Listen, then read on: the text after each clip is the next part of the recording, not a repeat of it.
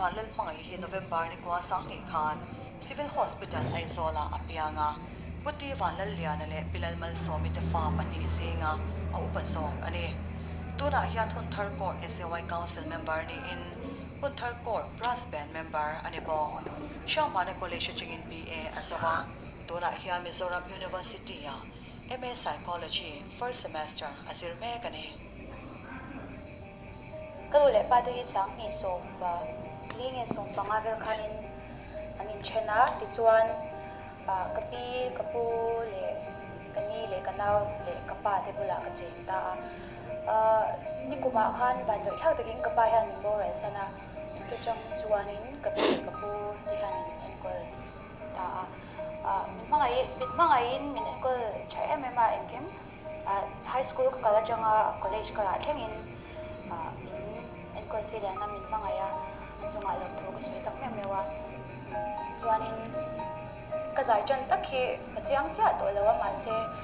kum som pani vel ka ni khan in ka sha cha mai score kan la lo hi lai khan ya ta chuanin zai turin min an ro min lo wa ta chu ka zai ve khan na ka zai ma sak ver na ni ka sha chu ta ka zai thru New Hope English Medium School la ka chian te ka lo puiten lo sha in kan music teacher ni mek sarma lo bula an lo soya chuan chuta chang chuan in New Hope program shang ate ka zai ve chin ta New Hope school hian in activities shang ani china chung zinga lar berpol chu major production kha ania ama saber khala in kha ania ta chuan ni participate ka play ya chu dona ka mentor sama na kan in ton na hi ani nge ya chuan aduta chuanin mamia the musical kha kan nei le ta chuan major part kha ka changa lap paru pasari le kha khasata chu mi hun bor vel tho chu akum le ang ani chu ta chuanin inter house music competition hi kan nei ya chu ta chuanin judge turin khati hun lai basic choir conductor ni mek sir MS hi judge turin kan soma chu group singing akhanin kazai chu ta kazai chu lo shefo in Christmas in Heaven remake akhanin feature to lo som lo me chu ka music career in channa tiktak chu an ta painting ye mathani na ka talent pe khi ka ti punang ti zong ten ka ngai to na kha ka seng ta ti chuan mizo idol hi an wat sai don ti kha ka shia khami ka sha ta chang khanin tel kha ka tum het ta bur me ya chu ti chuanin mani loka an siam saki that contest akhanin tel ta se song VC te khan pusak tak mai lo soma mizo idol tel ka tuma wang khanin ka skills develop nante ko ti fit nante khanin acha don ra we ka sha ta wangin ka tela sang tak chu theng lo ma ila ke ma improvement na sa tak ka ne ya ke ma mal tak chuanin ka so pui thawani chuanin mizo idol kan handle so audition round te kan tlang chawa top 50 te kan ran thleng chawa ke ma chuanin ka thei don lo ti ka shat awang khan he tu na ka mentor sarma ke hi ka han bel chu ta ani po alawin hong zau ma kong eng ki ma ai la than kong tipo min puina se ma achang phei chuan ka tel loin zan rei tak tak te achang phei chuan lo tlaivar hiala ai track demo ka zir tur all sam ta ka zir the nan ten min lo siam saka aru ru bi lo sen puina se ve ma achunga thilung takin lom thu hi ka sui tak mewa atel loin tun bun hi ka thleng thei lo ani a pathian bek ani ti soil la ka soi swal ho la ti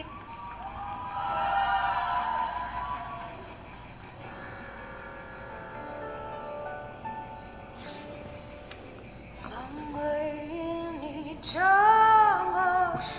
em ten min soi le la Phần thiam về Karadal tu se tu leng zong sira noli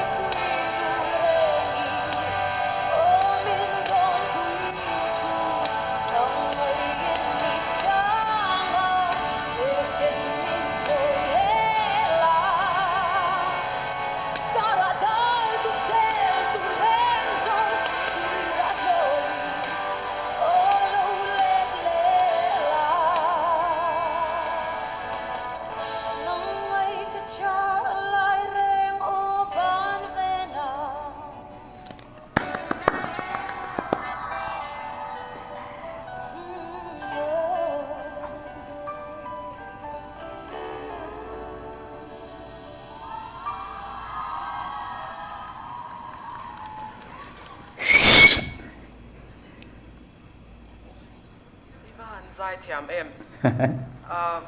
he la hi Angelina so yang deu kanin I sap la le lin ang mai amoi ani ati mai ang mizo in kan thiam lo ti na ni lovin abekin ma ke tana la thuk asyam te jinga chuanin angai nom ber pol ni in ka sia atin a thuk le a la thu hi a in mil box sia amai zong nei lem lo tan po lung kwai te wangai thak thei chi mi zong zong ina moi an ti la nia nal em mai ni ron sa tin a thu ki atinal musician ho po khan no man ti ka sia han play ka katiang la kha nia zani na moi takini ron sa chua ka I chei vak ton talawe mo kan ti line atopa tok te umenin ron tile zeu te kha angai noma khai kan han chei bel lek mala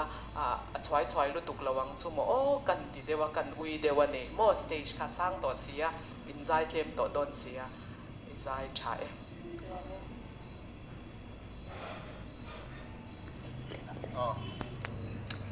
Iyo kha atir lampanga pangai deu bal obal amoi obal moi deu kha aran chuaka atop lampanga khanin pangai o tho si thir rat sang deu kha